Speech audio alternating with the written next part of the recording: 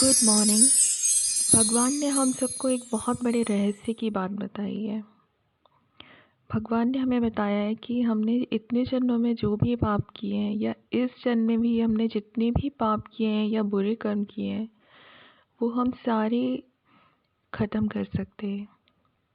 भगवान ने कहा कि यदि हम उन्हें बैठकर याद करते हैं तो हमारे जितने भी बुरे कर्म हैं वो सब उनकी याद में जलकर भस्म हो जाते हैं। हम सबको जो भी दुख आज मिल रहे हैं या हमारे साथ जो भी चीज़ें बुरी चीज़ें घटनाएं हो रही हैं वह सब हमारे अपने बुरे कर्मों की वजह से ही होती हैं। तो यदि हम अपने इन बुरे कर्मों के फल को ही ख़त्म कर दें तो फिर हमारे जीवन में बुरी चीज़ें नहीं होंगी। तो भगवान ने कितना सरल तरीका बता दिया है कि बैठकर उन्हें याद करें तो सारे बुरे कर्म जलकर भस्म होते जाएंगे। जितना ही अधिक हम उन्हें याद करते जाएंगे उतने ही हमारे बुरे कर्म विनाश होते जाएंगे।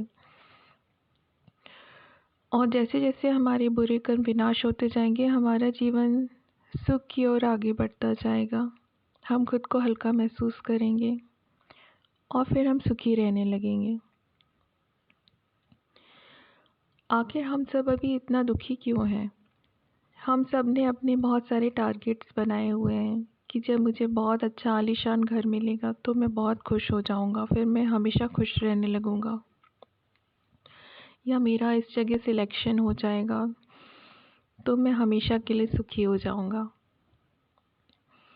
ऐसी बहुत सारी चीज़ें होती है जो हम सोचते हैं कि जब मुझे वो चीज़ मिल जाएगी तो मैं फिर हमेशा खुश रहने लगूंगा, जबकि यह कितनी बड़ी गलतफहमी होती है।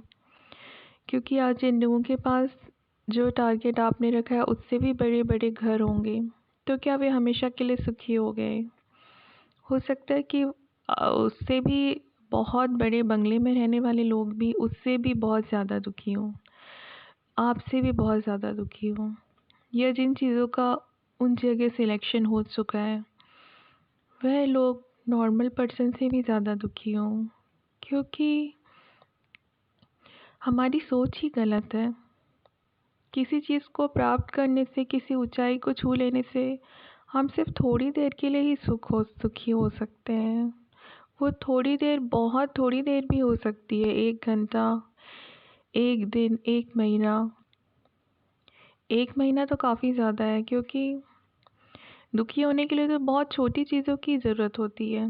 मान लीजिए कि हमारा एग्ज़ाम में सिलेक्शन हो गया या हम ही टॉपर हैं और अगले ही दिन यदि हमारे प्रियजन की मृत्यु हो जाए तो हम तुरंत दुखी हो जाएंगे।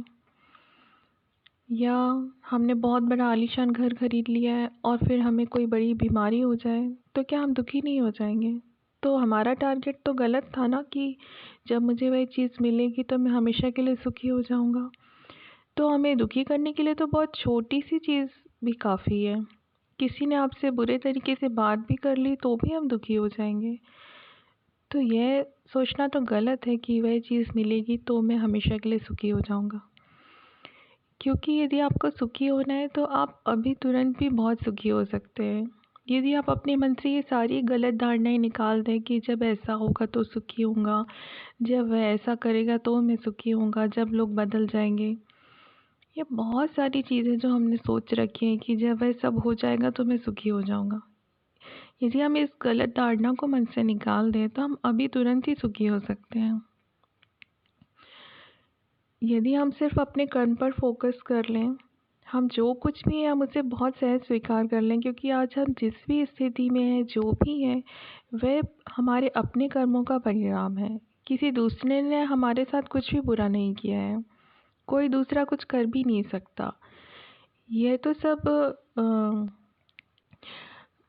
ऐसे ही स्रोत बनकर आते हैं और हमें लगता है कि किसी ने हमारे साथ बुरा कर दिया। वास्तव में वो हमारे अपने पिछले जन्मों के या इस जन्म के बुरे कर्म का फल होता है। यदि कोई हमारे पैसे लूट कर ले जाता है तो फिर हमें दिखाई देता है कि उसने बुरा करा मेरे साथ। एक्चुअली में तो हम ही पिछले समय में ऐसा कुछ करके आए हैं जिसकी वजह से उसने ऐसा किया। हो सकता हमने ही उसके पैसे पिछले जन्म में लिए हों और इस जन्म में मैं वापस ले गया हूँ। क्योंकि यहाँ पे कुछ भी अपने आप ऐसे ही नहीं हो जाता है। ये प्रकृति तो बहुत ही सूक्ष्म नियमों पे चल रही है, वह कर्मों पर आधारित है। बाहर से क्योंकि हम सिर्फ इस जन्म के ही कर्म देखते हैं, तो हम इस बात को समझ नहीं पाते कि किसी के साथ बुरा क्यों हो रहा है, किसी के साथ इतना अच्छा क्यों हो रहा है। वास्तव में हम सब के साथ जो कुछ भी हो रहा है उसके लिए हम खुद स्वयं ही जिम्मेदार हैं। इसीलिए आप के साथ जो भी हो रहा है पहले तो आप उसे स्वीकार कर लें, तो आप इसी समय सुखी हो सकते हैं।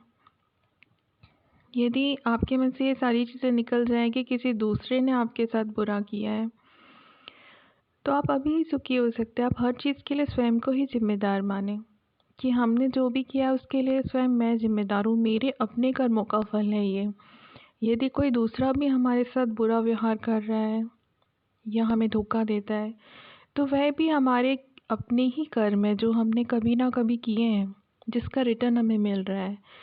तो इसलिए आप इस समय अभी ही सुखी हो जाएं और ये स्वीकार कर लें कि ये सब कुछ मैंने ही किया है और उसका ही फल है, और आगे भी जो होने वाला है वह भी सब हमारे ही अपने कर्मों का ही फल मिलने वाला है। इसीलिए एक तो आप बहुत अधिक इच्छाएं ना रखें, आप सिर्फ कर्म पर ही फोकस करें।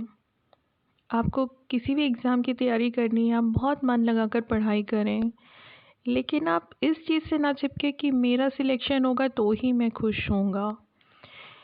क्योंकि हमें करने के लिए बहुत सारी चीज़ें हैं, और जो भी हमारे कर्मों के अनुरूप जो सबसे सही होगा हम उसी क्षेत्र में आगे बढ़ेंगे। तो क्योंकि हमें ये पता नहीं होता कि हमें किस क्षेत्र में जाना अच्छा होगा, क्योंकि आज तो बहुत बड़े बड़े डॉक्टर्स भी सुसाइड कर लेते हैं या बहुत दुखी भी रहते हैं। ज़रूरी नहीं है कि आप दुनिया के सबसे बड़े डॉक्टर बन गए तो आप हमेशा के लिए सुखी हो जाएंगे। क्योंकि आखिर हम इतनी मेहनत करते ही क्यों है? मेन उद्देश्य हमारा होता है कि हमें सुखी रहना है, हमें अच्छा जीवन चाहिए। तो वह तो हमें सिर्फ अपनी सोच बदल कर ही मिल सकता है। किसी भी टारगेट को प्राप्त करने में, जीवन की ऊंचाइयों को छूने से हमारे दुख दूर नहीं हो जाते।